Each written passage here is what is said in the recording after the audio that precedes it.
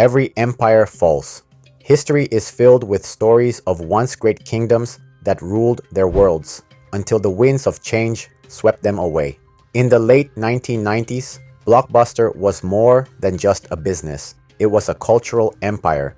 Families lined up at its bright blue stores, clutching their favorite VHS tapes, and those late-night trips to pick out a movie were a ritual for millions. But empires don't fall overnight. Often they crumble because they fail to see the future coming. That's exactly what happened in the year 2000, when Blockbuster had the chance to buy a small, struggling company called Netflix for just $50 million.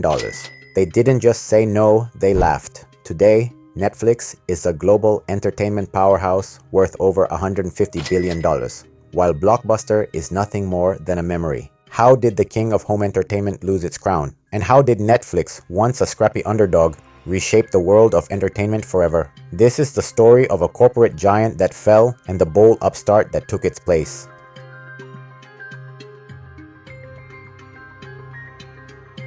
The rise of Blockbuster. The story begins in 1985 when David Cook founded Blockbuster in Dallas, Texas. At the time, video rentals were a scattered business. Mom and pop stores dominated the market, often with limited selections and inconsistent pricing. Blockbuster changed all that. Blockbuster offered a revolutionary model. Bright, clean stores with thousands of titles and fixed rental prices. Families loved it. No longer did they have to dig through poorly organized shelves or deal with shady fees. Blockbuster gave them convenience and reliability. By the 1990s, Blockbuster had exploded in popularity. It became a staple of American culture with over 5,000 stores across the United States. Its iconic blue and yellow logo symbolized entertainment and family fun. And by 2004, Blockbuster reached its peak with more than 9,000 stores worldwide and revenues topping $6 billion. It was the undisputed king of the video rental industry. But as the saying goes, what goes up must come down. And for Blockbuster, the fall was coming fast.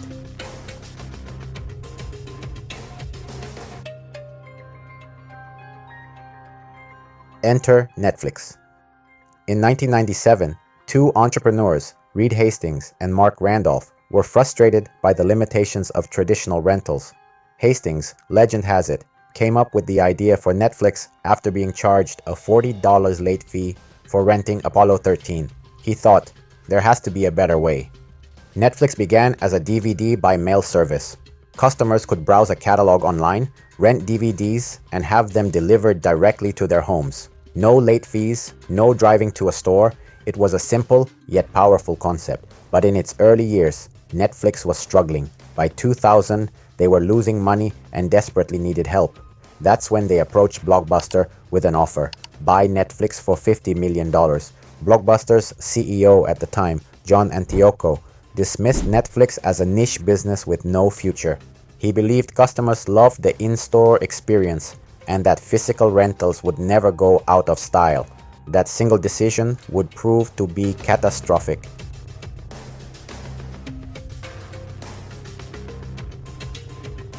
Netflix's secret weapon, streaming. While Blockbuster clung to its physical stores, Netflix was quietly preparing for a digital future.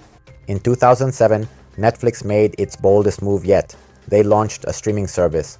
For the first time, subscribers could watch movies and TV shows instantly, without waiting for DVDs to arrive.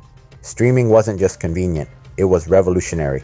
No longer were people tied to rental stores or physical media. Netflix offered instant access, anytime and anywhere. They also developed a cutting-edge recommendation algorithm, which personalized content suggestions for each user. This wasn't just a rental service, it was a curated entertainment experience. Blockbuster, meanwhile, was stuck in the past. They tried to compete by launching their own streaming service in 2007, but it was too little, too late. Their massive network of stores, once their greatest strength, had become their greatest weakness. The costs of maintaining those stores were bleeding the company dry. Blockbuster's rapid decline. By 2010, Blockbuster was in free fall. They filed for bankruptcy, closing thousands of stores and laying off employees. At its height, Blockbuster was valued at $5 billion, but by the end, it was worth less than the cost of a single Netflix subscription. What went wrong? Blockbuster failed to adapt. They underestimated the power of convenience and overestimated the loyalty of their customer base. Netflix, meanwhile, was innovating at every turn.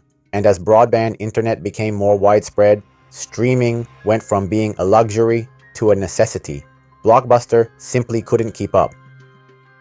Netflix originals changing the game.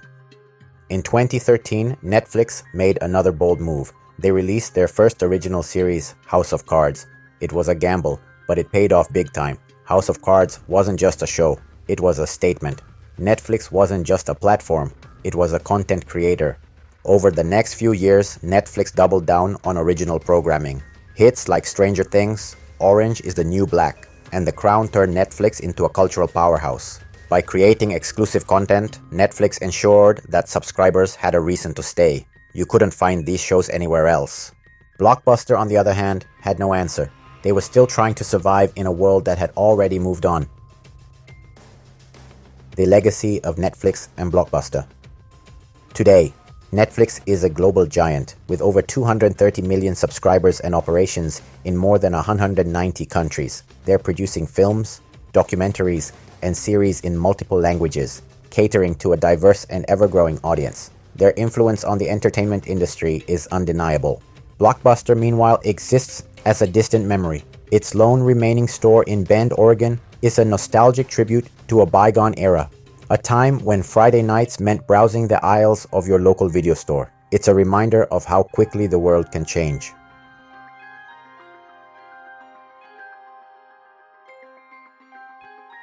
Lessons learned. The rise of Netflix and the fall of Blockbuster teach us a powerful lesson. Businesses that refuse to innovate will inevitably be left behind. Blockbuster had the resources, the infrastructure, and the customer base to dominate the digital age, but they failed to see the writing on the wall. Netflix, on the other hand, wasn't afraid to take risks. They bet on the future, and that bet paid off. Today, Netflix isn't just a company, it's a symbol of transformation, of what's possible when you embrace change and challenge the status quo. So how did Netflix destroy its biggest opponent? By looking forward while Blockbuster stayed stuck in the past. In the end, it wasn't just about technology or business models, it was about vision, and Netflix had it. Thanks for watching.